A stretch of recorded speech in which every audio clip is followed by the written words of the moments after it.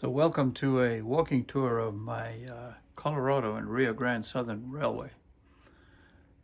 As we enter the room through the door, we get an overview of the layout. It's housed in a 42 by 12'6" room and depicts Colorado. It's fictional, but it does use mostly Colorado and Rio Grande Southern equipment, hence the name, Colorado and Rio Grande Southern. I have a gate across the door, which was built by a good friend, and I use this to close the layout room so that we can run trains in a continuous circle. The only time I do that is when I have guests who just want to see trains go round and round. Other than that, the layout is totally operations oriented. I use JMRI software with Panel Pro to run all my trains. Here we see my throttles. I'll explain why they're all held there. And here we start with the main town. This is called Archeletta. Archeletta is the home of my railroad locomotive fleet. Most of them are stored here.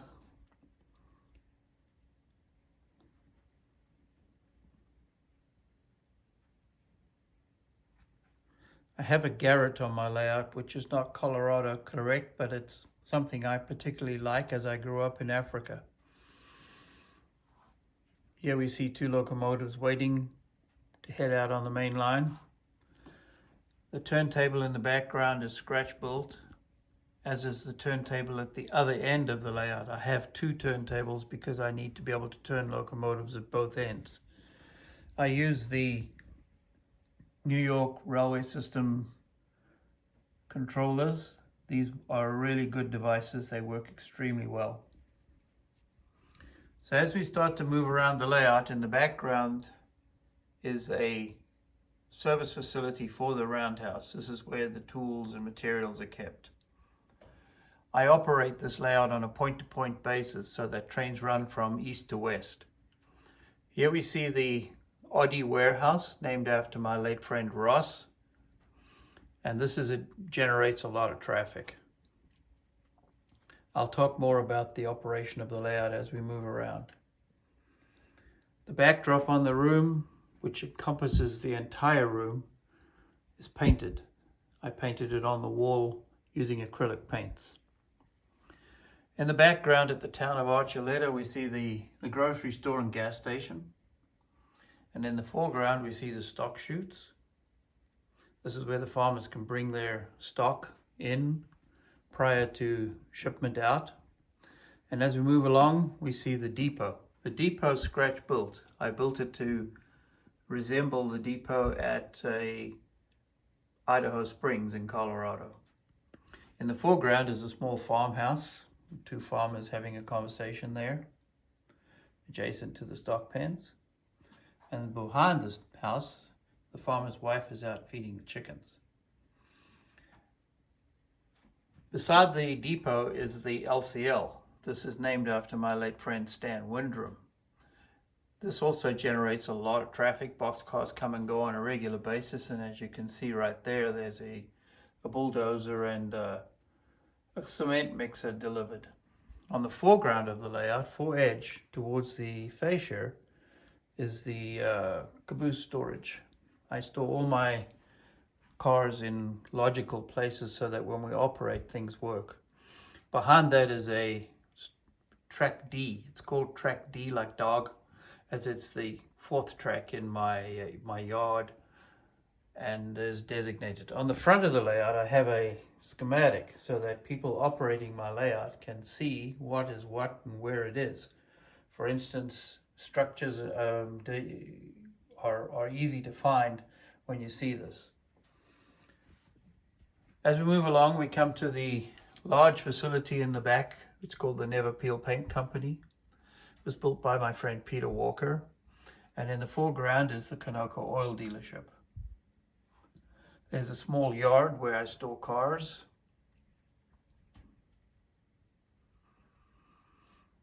So as we look back along the yard, you can get an overview of the entire Archeletta yard. It's approximately 25 feet long. The main line heads out of town. You come around this bend, you pass over grade crossing here, and you pass by the radiator repair shop. I built this structure many years ago, so it's part of my structures that I've built for this layout. I have a tractor repair shop there, and see an automobile waiting at the grade crossing. As trains depart Archeletta, they cross this grade and they head up the hill. And on their way past, they pass the Everett Foundry, named after John Everett, another good friend. The main line heads up towards the ore area. And as you can see now, you're looking up the alleyway on the opposite side of the room. In the far corner, far wall over there, you see the door. So as we pants up the main line here, we come to Argo. Argo is a significant place on the Colorado and Southern, as it was a large mining area. There's an Argo mill and tunnel and the Argo ore chutes. I scratch built the Argo ore chutes based on some photographs and drawings that I had. Unfortunately, I didn't find any plans, but the idea was to make it look as ramshackled as it appeared in the photographs. I used up a lot of wood and materials. Everything is scratch built on it. And here we see the Argo mill.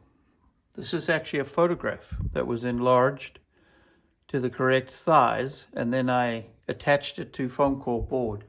The prototype building was enormous, huge.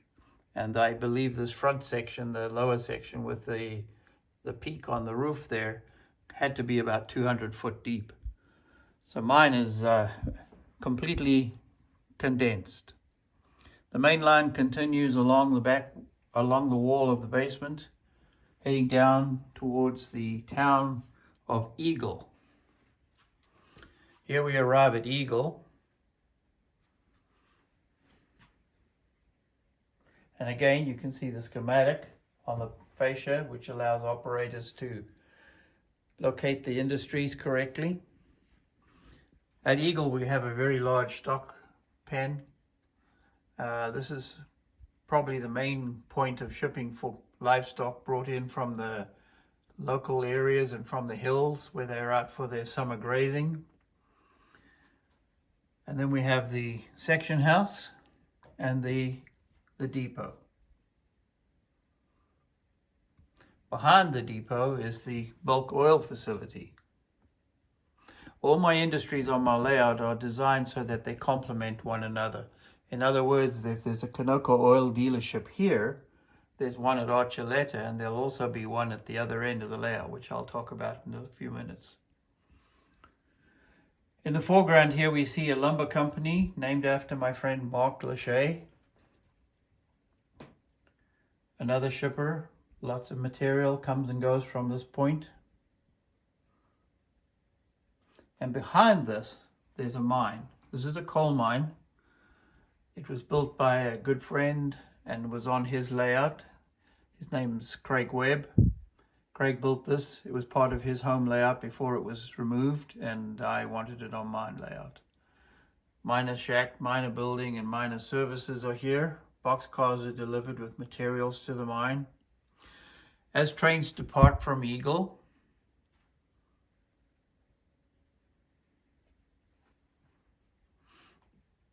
they round this curve, heading towards the Y. I have a Y on my layout because I wanted to have something that was Colorado and Southern, and a very well-known place on the Colorado and Southern is Forks Creek. My model doesn't depict Forks Creek in its entirety because it did not have enough space for the structures.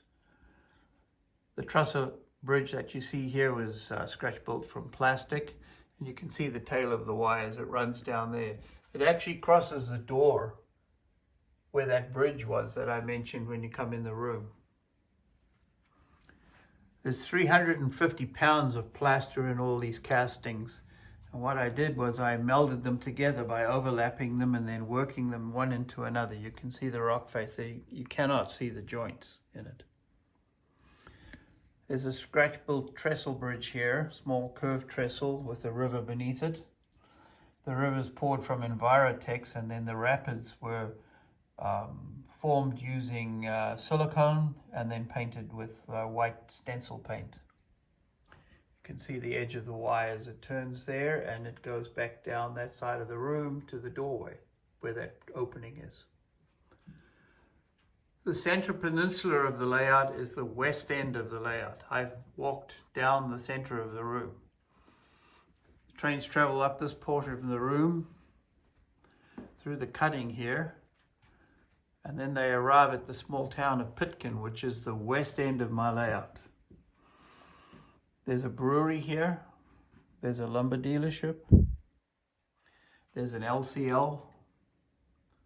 In the background, you can see an oil dealer, a tire dealer, a gas station, and a small grade crossing here, and then the main street, which we'll see from the other side of the room as well. This is the caboose storage track at Pitkin. As trains travel from east to west, they have to be able to place the caboose or park the caboose while the train or locomotive is turned on the roundhouse turntable. The service tracks or spurs at the back service the Bull Durham building and the Midwood Metal Company. Again, there's another stock chute here, which allows for stock cars to move between Archeletta, Eagle, and Pitkin. There's a loco servicing facility here, and you can see at this present time there's 3 locomotives here. All my locomotives are brass imports. I painted them all, added coal, real coal from Colorado. And I also installed power on board. For those who don't know what power on board is, the locomotives are controlled by batteries. They have radio receivers inside, and they are controlled with the controllers that are adjacent to the door. You take one, you turn on the locomotive with a magnetic reed switch, and you can run the locomotive. There's no power to the track. Here we see the main street of Pitkin.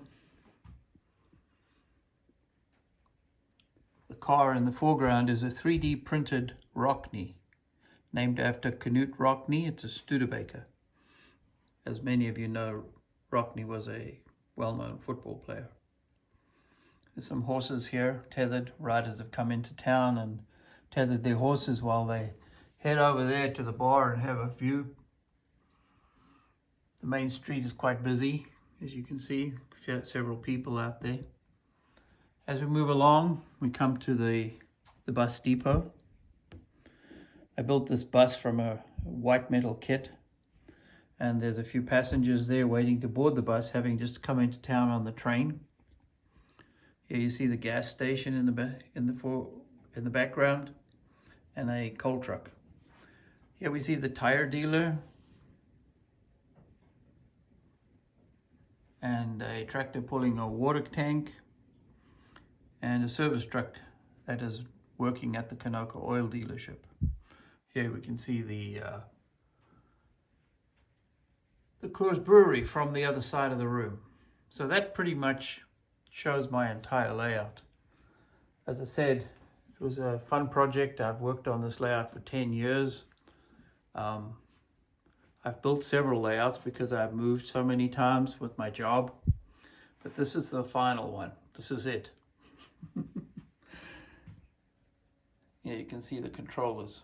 So to tell you a little bit more about the controllers, power on board is a very reliable and good system. It uses lithium polymer batteries that are located in the locomotives, and I bring them along and I charge them here on the charging track.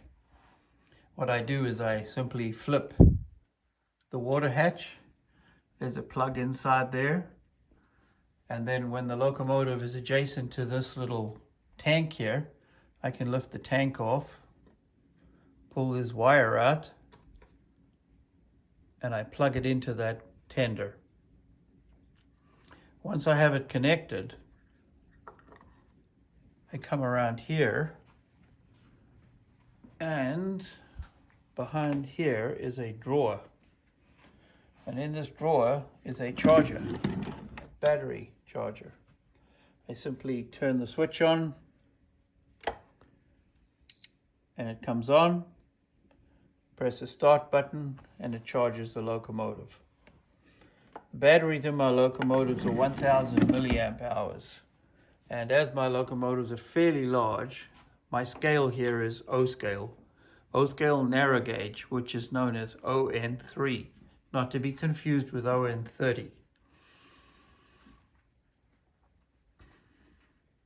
So a quick overview of the layout before I end.